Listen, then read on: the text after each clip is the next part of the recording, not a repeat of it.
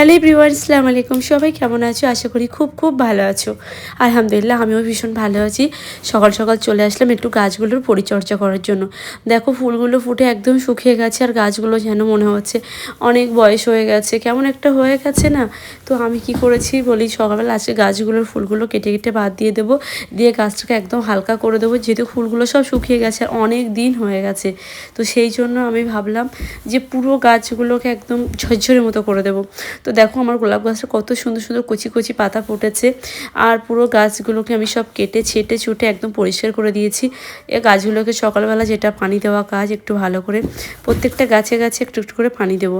নিচে আমার কিছুটা গাছ আছে, উপরে কিছুটা গাছে আমার মনে হয় শুকনো ফুলের থেকে আমার গাছে একটু ভাইরাস এসেছে কিছুটা, কেন জানি না, মানে পোকা পোকা হয়েছে, গুঁড়ো গুঁড়ো পোকা পোকা টাইপের। তোমরা দেখেই বুঝতে পারছো, গাছের অবস্থা দেখেই বুঝতে পারছো কেমন অবস্থা হয়েছে।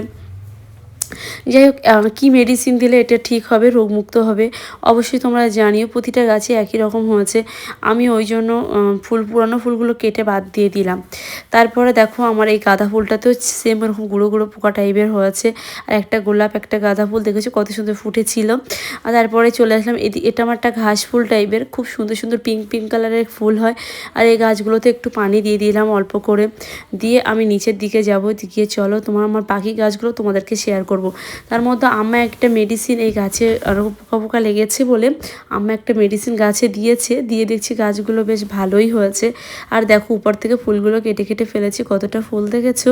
বাট আমি ফুল প্রচণ্ড পছন্দ করি, আর আমার ফুলকে মানে কষ্ট দিলে আমার ভীষণ কষ্ট লাগে, মানে কেটে বাদ দিয়েছি, আমার ভীষণ কষ্ট হচ্ছিল। যাই হোক বন্ধুরা, দেখো আমার প্রতিটা গাছের ফুলগুলো তুমি দেখতেই পাচ্ছ, তোমরা একদম সব শুকিয়ে গেছে, অনেক দিন হয়ে গেছে। তো একটা গাঁদা ফুল গাছ আগের দিন একটু ডালটা ভেঙে গেছে, ভেঙে গিয়ে এই অবস্থার। আম্মা এখানে একটা ড্রাগন গাছ বসিয়ে রেখেছে, এখানে একটা বেগুন গাছ, ড্রাগন গাছটা আমি এনেছিলাম, বাট এটা নিচে বসিয়ে দিয়েছে। একটা ফুল গাছ আছে এটাতে। এগুলো দেখো সব পুরো লাউ গাছ, প্রচণ্ড লাউ হয় এই গাছে। এখানে লঙ্কা গাছ আছে, টমেটো গাছ আছে, আর এই গাছগুলো থেকে এখনও টমেটো ধরেনি।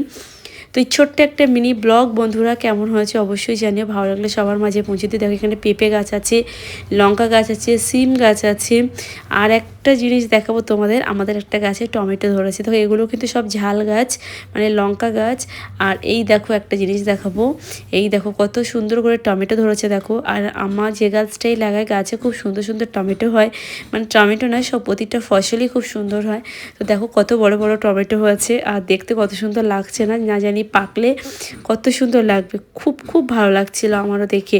তোমাদের কেমন লেগেছে অবশ্যই জানিও, আর কার কার বাড়িতে এরকম টমেটো গাছ বসিয়ে রেখেছো অবশ্যই কমেন্ট করে জানাতে ভুলো না। তো বন্ধুরা, এরকম ছোট্ট একটা মিনি ব্লগ তোমাদের সঙ্গে শেয়ার করলাম, ভালো লাগলে অবশ্যই সবার মাঝে পৌঁছে দিও। সবাই লাইক লাভ রিয়াকশান দিয়ে পাশে থেকো। আর এই দেখো গাছে লেবু ধরেছে, ছোট্ট ছোট্ট লেবু ধরেছে। তো আজকের মতো টাটা বাই বাই, আল্লাহ হাফিজ, আসসালামু আলাইকুম এভরিওয়ান। সবাই ভালো থেকো, আবার দেখা।